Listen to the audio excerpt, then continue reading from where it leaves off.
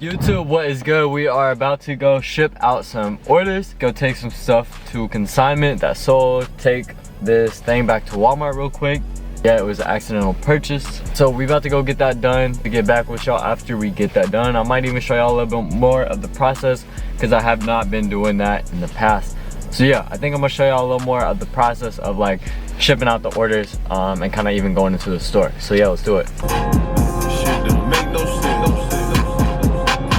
Alright, so look, I've completely forgot to record in the post office and when I went into the sneaker store, just because it's like not a habit I've picked up yet, but literally as soon as I'm done doing everything, I was like, oh my gosh, I completely forgot to film inside of those locations and just like throughout the entire process. But it's okay because you're really here to figure out my opinion and how to set up Shopify payments. So let's get right into it. If I'm being honest with you, I haven't used Shopify payments since the beginning of 2022. I just now started using them again. But yeah, let me break it down for you on why I haven't been using them up until now. The reason number one is they kicked me off their platform. They told me I could no longer use Shopify payments. I could no longer have my products on the shop app until I took away certain products that I was selling in the past that had copyrighted logos on them. If you don't know, NewBara started out selling designer shorts, and then eventually you know, we were like, okay, we need to move away from this, that way we can get more branded, you know, show people who we are, what breaking new, you know, NewBara stands for, which is breaking new barricades, if you don't already know. So yeah, that's what NewBara stands for. That's why we had to move away. It's just because like it was limiting us as far as collaborations, limiting us on our payment systems, limiting us on, you know, our audience overall. Don't get me wrong, we did great, you know, profit margins since 2021 on selling those designer shorts, but moving forward we can't do it just because A, there's too many people trying to do it, and B, it just limits us and puts us way down and limits our growth potential. So we got to continue to grow and we had to get rid of them.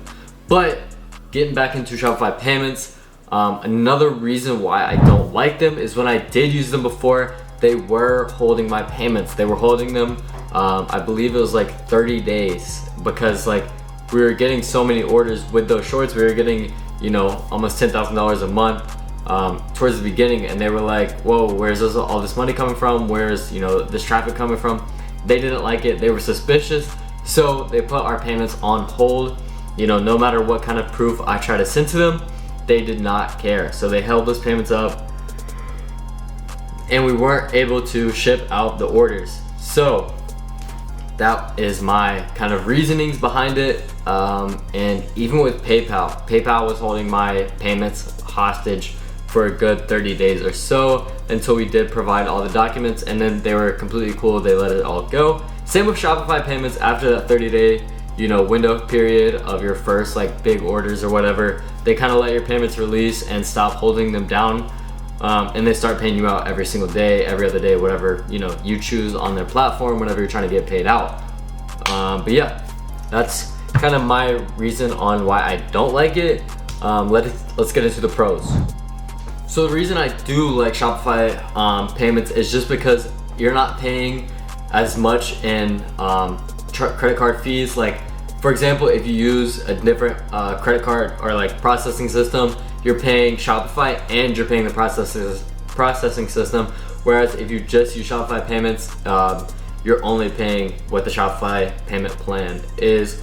The rates change per plan that you go with. Right now, I'm on a 2.9 plus 30% on all credit card transaction fees, which isn't terrible. That's like honestly what every other company is charging out there.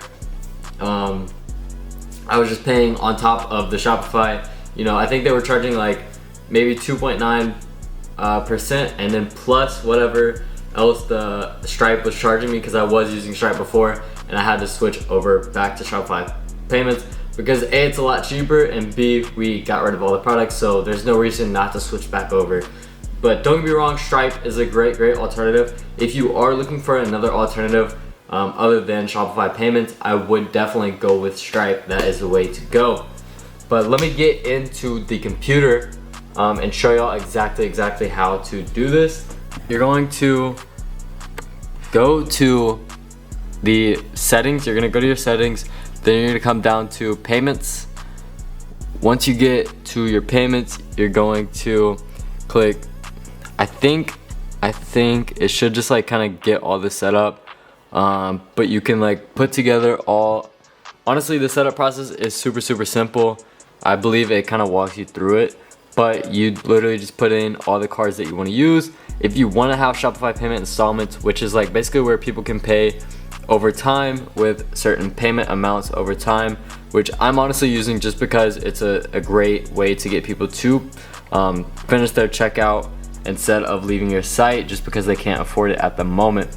You definitely want to have all these other wallets in because a lot of people do want to pay with Apple Pay, Google Pay, Meta and Amazon. I'm not too sure. I don't see if people pay with those, but yeah, I'm sure people do use them. So whenever you're going to the statement describer, I mean, I would just leave it as Shopify. However you want to name it though, that's completely up to you, but I'd rather just leave it as that. You can get paid out every single day, every week, every month, and also get notified, which is kind of great. So you can also change if you want to decline automatically if there's any type of fraudulent charges coming through. If not, then kind of leave it as is. If not, then you got your statement description for whenever it goes to a card or onto a bank statement. You definitely want to have your company name there. And yeah, so these are my percentages as of now. But if I do switch platform or payment Shopify plans, then it will change with that as well. Currently, I'm paying $312 for the entire year. But let's see what the other options are. So right now I'm basically, I'm not paying $29 a month. I think I'll get a cheaper discount because I'm paying it a whole year. But you could do like the $79 and you'll get a cheaper rate.